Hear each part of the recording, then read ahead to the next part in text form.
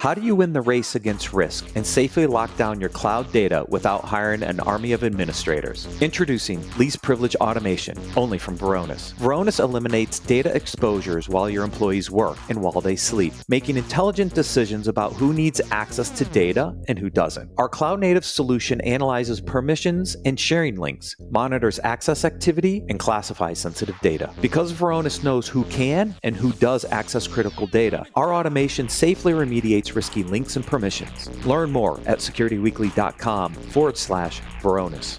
Created in 2005 and hosted by security industry veterans, Paul Security Weekly is your source for in-depth coverage of the latest vulnerabilities, exploits, and security research. Our weekly security news discussion dives deep into the security issues we face today and potential solutions in a fun and lively atmosphere. Each week, we bring on guests from the security community to learn about their journey and discuss topics relevant to their work and research. You can also subscribe to our show by visiting securityweekly.com/subscribe or look for Paul Security Weekly in your favorite podcast catcher. We've recorded a ton of content over the years, so we created Spotify playlists featuring some of our favorite episodes, including interviews with Marcus Random, John McAfee, and Chris Roberts, to name a few. You can find them at securityweekly.com/starter packs.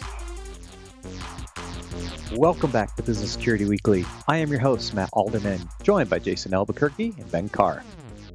Join us at an upcoming official Cybersecurity Summit in a city near you. This series of one-day, invitation-only, executive-level conferences are designed to educate senior cyber professionals on the latest threat landscape. We are pleased to offer our listeners $100 off admission when you use code SECWEEK23 to register. Visit securityweekly.com/cybersecurity summit to learn more and register today. All right, gentlemen, articles for this week. It's been a couple weeks, so I got, I'll get a little picky again. It's nice when you have a couple weeks of content to choose from. Yeah, absolutely. So first article, cybersecurity starts with the board and C-suite, or at least it should, because that's not how this article starts. I know. Hey, you want to know what? It's especially after the last segment, we're going to need everybody we can get to roll up their sleeves. We need all the help we can get if that bill passes. Yeah, exactly right. And I read this article and I'm like, why is this news? Like, I know, why? I know. And then you read through it and you're like, yeah, I mean, yeah, sure, I agree, but why is this not what everybody finds to be the actual reality in the world today as we know it, right? Like, I did a search. I wanted to see, like, is there any intelligence, any research on how many companies don't have a CISO, right? Right. And it's been pretty consistent. I mean, I saw the same number in like 20 and 19. I saw the same in 22, and there's a new report out in 23 that says 45% of companies don't employ a CISO. Yeah. That number is shocking. I mean, just amazingly surprising. Ben, in this article itself, it said 25% of boardrooms do not view cybersecurity as a priority. A quarter of the folks that were surveyed here don't view it as a priority, and they don't even discuss the topic regularly. And then they ranked the importance of cybersecurity to the board. Number one was the CISO's cybersecurity expertise. Number two was their technical expertise. And then runner-up third was risk management. Third was risk management. 38% said risk management is important. And we sit here on the show and say, you better learn how to manage risk, otherwise you're going to report to someone who does, right? So it's like, it's completely the opposite. Yeah. And I don't, when I look at how this breaks down and the fact that we're still talking about this issue, I haven't run into a company where I haven't seen cyber as either the top risk or at least in the top three. Like it does. I haven't seen a company where that's different, right? If cyber is your number 10, I guess maybe you don't need a CISO, but like, what company is that today, right? Like, every company has a cyber footprint and is woefully unprepared for what's coming. I mean, most companies don't have the investment, they don't have the staff able to weather it. There's very few, tier one companies from a cyber perspective out there that are fortified to be able to sustain it. But so I still think leaders are still thinking of cybersecurity as a technical first problem. Technical, yeah. Right? Yeah, that's what this is telling me. Is you're still thinking cybersecurity is a technologist only problem. It's not. Well, and they call that out in here, right? It's related to the CIO, and it's not at all related to the CIO. Right. Well, the second article gets more into this whole concept of the CIO and CTO's role in cybersecurity. But to answer your first question, Ben, why is this out there? This is in boards and directorsandboards.com, right? This article is meant to, I think, really train the board on the importance of cybersecurity, not the other way around, because I think we all understand it on our side. I think this is I know, but why do but why does the board not get that, right? Like, I mean, I'm sure we've all had experiences, right? Like talking to the board or at another board or hearing from other CISOs who've talked to the board, and it's like, how do they not get it? And the amount of information that's out there currently, the amount of companies that are getting exposed, and the upcoming, the talk about SEC. So there's a lot of talk, but again, if the boards are identifying this as their number 1, 2, or 3 risk, then why are they not putting the time and investment into it? And I'm still just gobsmacked by the fact that we don't see the importance raised up higher. And I think you're right. It's still it's still seen as a technical issue. And so somebody's got to be dealing with it, and we don't want to hear about the technical. But if you don't admit that it's a business level problem and there's a business level integration that has to be done with your security department, I don't think you'll ever get it. Yeah, agreed. And so to talk about the technical aspects of cybersecurity, understanding the roles of the CISO, CIO, and CTO, and this one's to just double click on that point from the previous article. It's talking about how CTOs and CIOs hold the reins when it comes to cyber defense, and as a result should strive to build a culture of safety and security. Yes, but like where it doesn't get into really kind of breaking up these roles to me, right? In the relationship of the CIO, the CTO, and the CISO in delivering cybersecurity. It spends a lot of time on CIO and CTOs, but it almost kind of ignores the CISO in some respect. I know. I noticed that about this article too, and I sat back and I said, all of the things that we need to be thinking about, from policy, procedure, implementation of the technology, the governance side, all of these aspects of it, and all you're talking about is the CTO and the CIO. And every organization is different. No organization's the same. The responsibilities that a CIO have in organization A aren't necessarily the same responsibilities that the CIO in organization B have. The thought process is this is a team effort. We have to be going after this as a team. We all have responsibilities. We all have accountability. We all need to be working tightly together. The last organization I was in, the CTO was a client-facing role. 90% of what they did was customer-facing. It had nothing to do with internal. Did it influence internal? Absolutely. But it was 100% customer-facing. So if you read this article and you look through it, and I skimmed it, and I think I covered it and looked at the detail point that I wanted to get across here. But how many times is CISO actually mentioned in the article? It's in the title, and it's in the first word of this. Other than that, paragraph. CISO never comes up again. Right. It's completely indicative of the problem. Like it's just an article about CTOs and CIOs. Like it's like just get in the back room. And again, I'm amazed. Yeah, because it talks about the final words. Go ahead, Matt. Yeah. Sorry. Yeah, I was going to say it's talking about implementing security technology and vendor risk management and all these other things. And there's no mention of the CISO in those roles. And the CIO's job, yes, is to deploy technology and create operational efficiencies from a technology perspective, not necessarily deploying security technology. Now, some do and some don't. It's going to vary by organization, right? Yeah. But they completely cut out the CISO in this article and to really understand the dynamics of those 3 roles. And that's where I think this article fell short, because there are these dynamics and these relationships that have to be built between these 3 roles. They all play it from a very different perspective, but this article doesn't cover that. And that relationship is essential. That relationship between all of those roles is essential. It really is. Yeah. It's got to be a partnership. You have to have a relationship. You have to build up that foundational communication and understanding of where the guidelines are, where are the delineation lines, right? How do you not cross the streams on that? But how do you work together really well? I think a lot of CIOs right now are going through this foundational transformation question of like, do they actually manage IT? Like, where does IT sit? Is it just if it's cloud services, is it just fit under the chief technology officer? And so I think that there's angst in that role in many organizations. But I guess to talk about security and not have, a CISO, or should it be a CSO, right? Risk officer, whatever it is, like foundationally, you need somebody who's purely focused on that and has the authority and the relationship within the C-suite to make sure that you're handling that appropriately. Are we starting to see the evolution of the CISO role, though? Is it something that we have to start saying, you know what, maybe it's time we flip the chief risk officer, or maybe it's time we flip the chief privacy officer? I don't know. I'm just starting to see this trend of folks in businesses and boards not giving the respect to the CISO that they should be. And that's what's scaring me a little bit.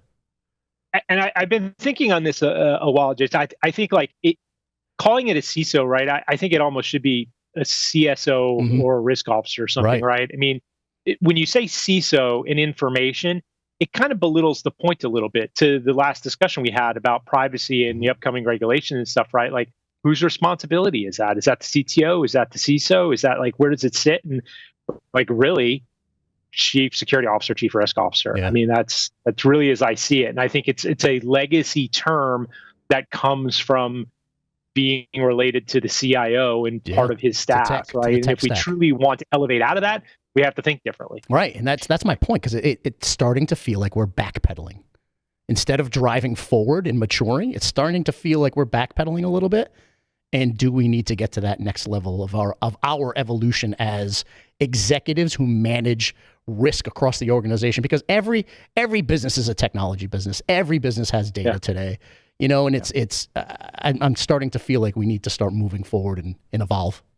Well, and I think, Jason, Ben said it, but I don't think most CISOs have it, which is the authority. And I think that's the piece that's missing in that role that is actually kind of put that role on its heels. They don't have the authority at the executive level, and therefore maybe the role has to evolve into a chief privacy or chief risk officer who will have the authority to manage risk or privacy, and security becomes part of that risk or privacy conversation, because it doesn't appear that most CISOs have the authority to act on their own, and therefore the role has it's a title without no authority, and it's. But the problem, Matt, is that it has all the accountability.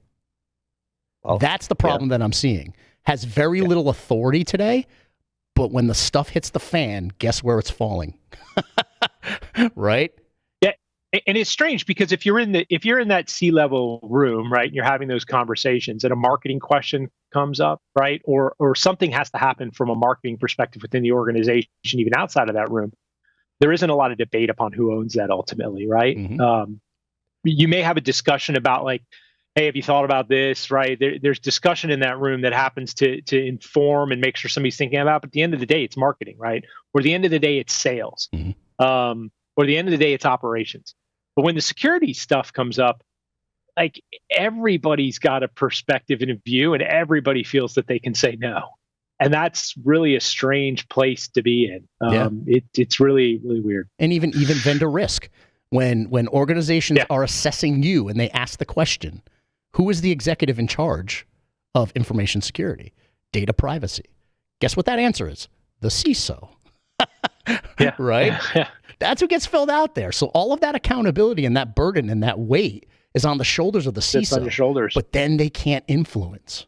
Right? So accountability, weight, limited ability to influence. And this is why it feels like we're backpedaling, and it's almost like we have to raise the game now and step up and, just change how we're looking at this role, and maybe become that chief privacy officer or chief risk officer, something like that.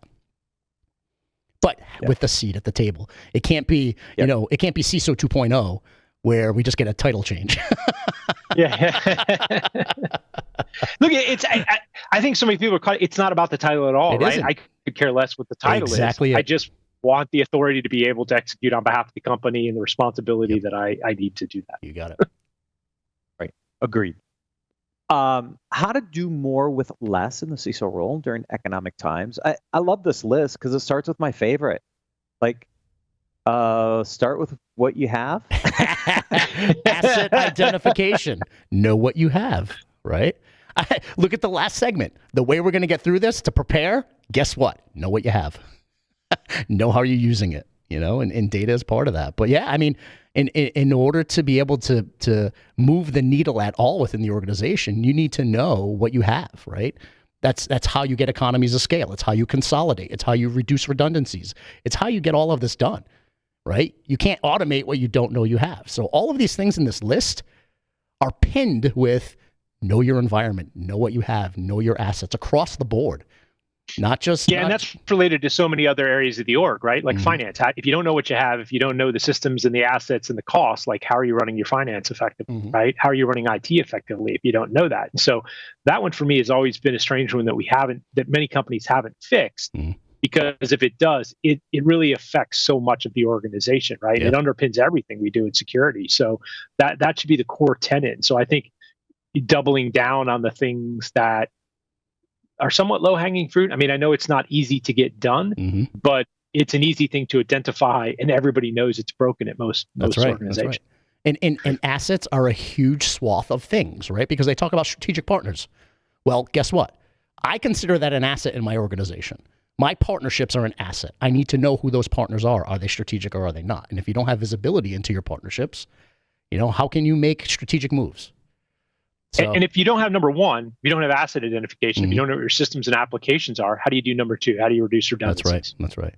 Right. It foundationally underpins everything. Yep. Like the number of times you go in and go, I didn't know we had 3 applications that did the same thing. We can cut costs, right? We can reduce costs by 30% by getting rid of 2 of these applications, right? Yeah, your main application costs may go up, but your support, maintenance, your the quantity cost goes down by the number of people that are actually using it. So it is a cost reduction activity to do good asset management. Make sure you know where things are and what they're doing, and then that then ties into automation. Once you start focusing on those systems, you have the efficiency to be able to automate, right, and the scale. So I mean, it's just so key to as you track down this list. Yeah, I think one of the other things too that a lot of CISOs don't focus on is there was a bullet in here called innovation, and what I drove out of that is help the business drive revenue. How can you help the organization innovate to a point where you're influencing revenue? And you guys know that's always been on the forefront of my mind throughout my career is how do I take the security team's role out of operations and not just have our feet in operations, but how do we create a differentiator to help drive revenue? Yeah. And the one that I really look at right now is alignment with the CFO, because budget constraints are real across the organization, right? They're very real. If you're not working with the CFO and aligning spend, what's going to happen is you're going to be blindsided as a CISO.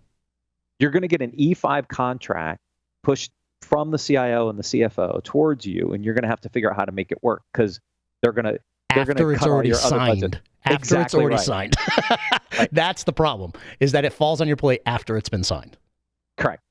Yeah, we joke about how to make E5, but like that's actually something like maybe given the org and your tolerance, maybe you can live within E5, right? So maybe bringing that up as a, hey, we can switch and get out of some of this stuff, and you can focus your spend on something that's actually moving the bubble. Maybe that's not, depending upon your org, but unless you're making those choices and you have that, the ability when that discussion comes to be able to sit down, well, here's what I've already worked on. Here's the analysis that I've already done.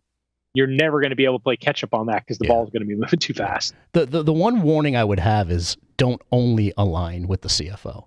Have alignment with all the other business unit leaders, because the last thing one of your peers wants to see is that you're undermining their organization, right? A lot of what we talk about is, the CISO relationship is built on trust.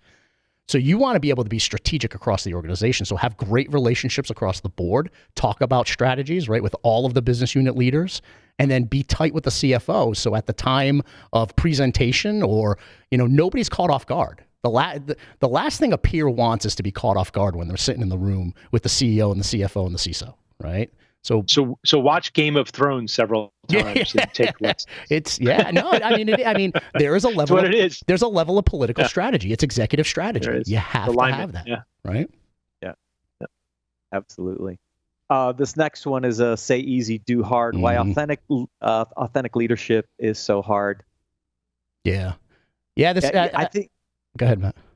I was going to say, I think we should dig into this one maybe in our next say easy, do hard segment. I absolutely love this article because, authenticity is great.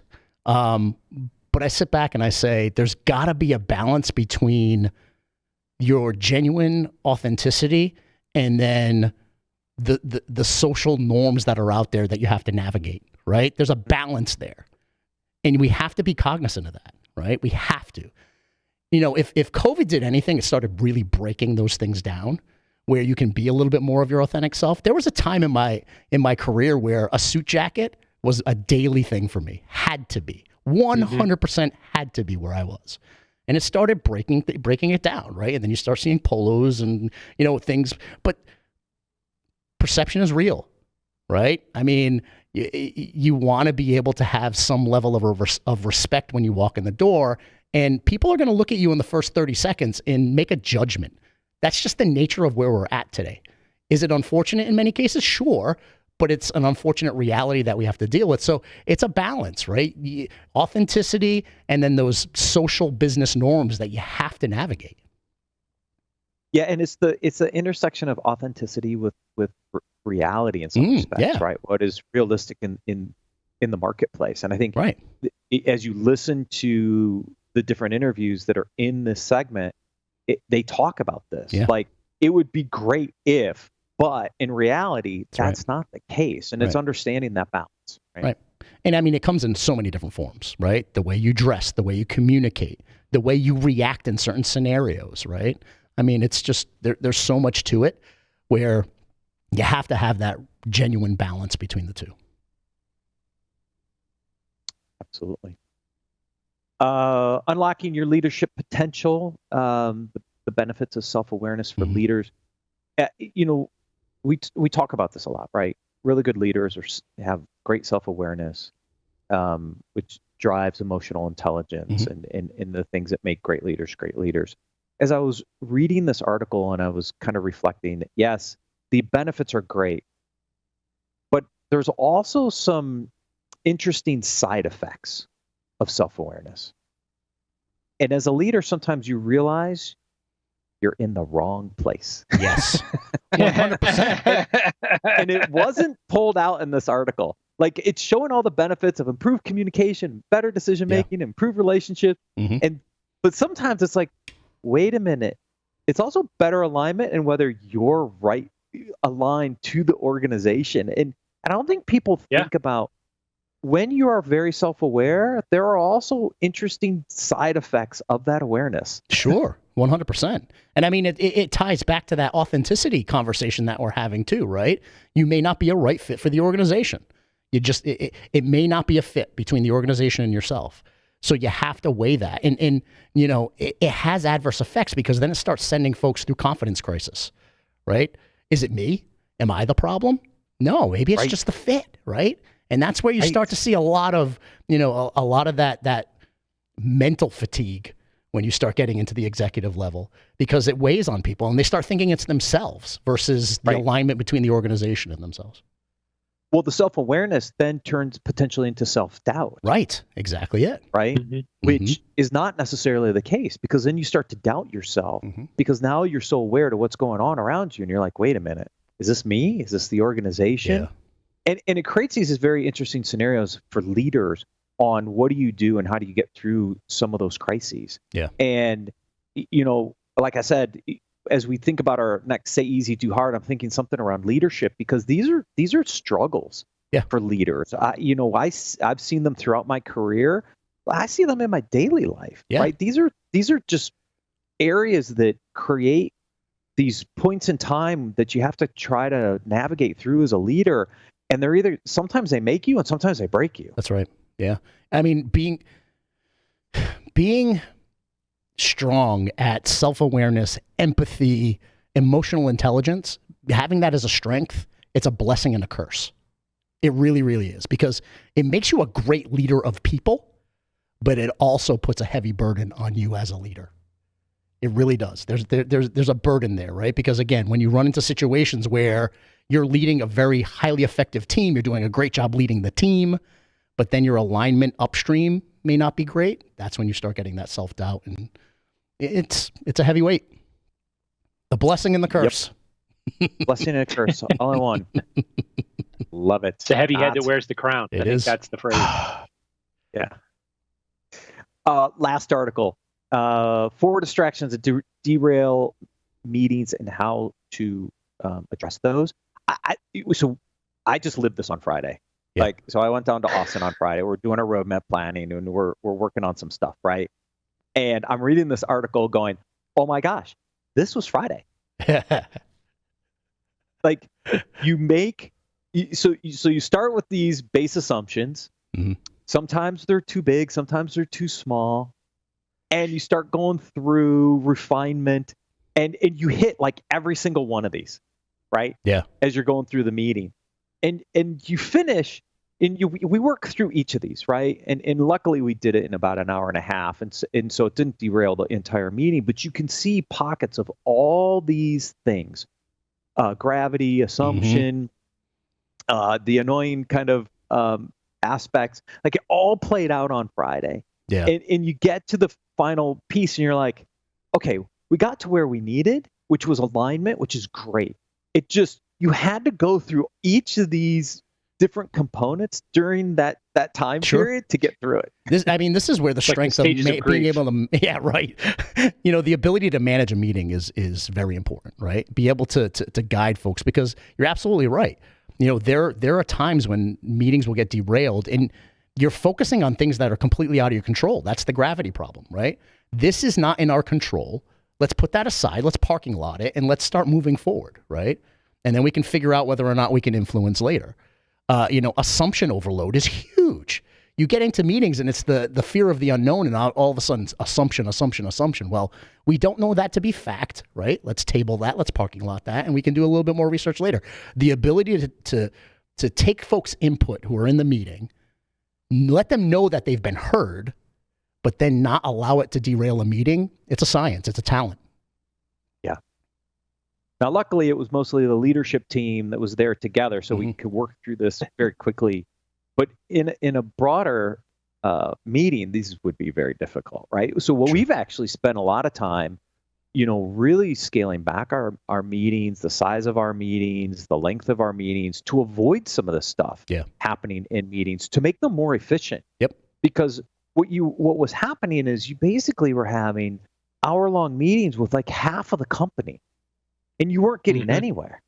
And so we started cutting those out and really just started shrinking these things down into a series of meetings where with certain teams we meet weekly because we need to know what's going on a weekly cadence. With other teams, we move those to monthly. We bring them all together on a monthly basis to kind of educate them and enable them on what they need to know once a month instead of on a weekly basis to give them their time back. Like, you also have to understand how to manage your different meeting structures and keep them very efficient. Yeah, 100%.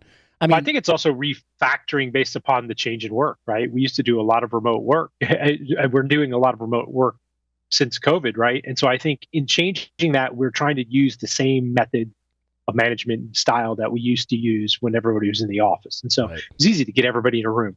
And I think now people feel like, man, why are we all sitting here on a Zoom call, right? Like, we could knock this out in 20 minutes and move on and actually get some stuff done. And so I think it's the efficiency that we need to build back in. And I think taking these things and, it's not just for us. You have to take this type of information and cascade it down to your leaders, right? So they can start to think about this. And sometimes it's not calling them out in the meeting. Sometimes it's having that, 5-minute aside and being, hey man, we just got bogged down in this gravity issue. How would you handle that differently moving forward, right? And it's that coaching. Yeah, I think remote work magnified it, because decisions by committee have never been efficient. Trying to get 20 people in a meeting, whether it's in person or on a Zoom, and try to make a decision there, it's notorious for going off the rails. So that's why, to Matt's point, refine the message. Get a core set of folks where you can sit back and say, all right, what's the problem? What are the options? And then, because you want the team's involvement. You want them to have a say. You want to be able to listen to them. But you also want to be able to refine it down to a point where it's not going to be this monolithic task to make a decision. Right. Yeah, agreed. And the other thing, yeah, and I mean, the benefit was, and the reason we did this meeting, we did it in person for that exact reason, because we knew we were going to end up here, right? And so, in order to minimize all these distractions, we all locked ourselves in a room for an hour and a half and worked through it. It's harder to do that remote, right? These distractions we probably would not have gotten to the same point in that same hour and a half if we weren't all in the same room working together. It was kind of a forcing function for us to get through all these distractions. Yep. Gentlemen, always a pleasure. Thank you for joining me today. Thank you everyone for watching and listening. We'll see you next week on Business Security Week.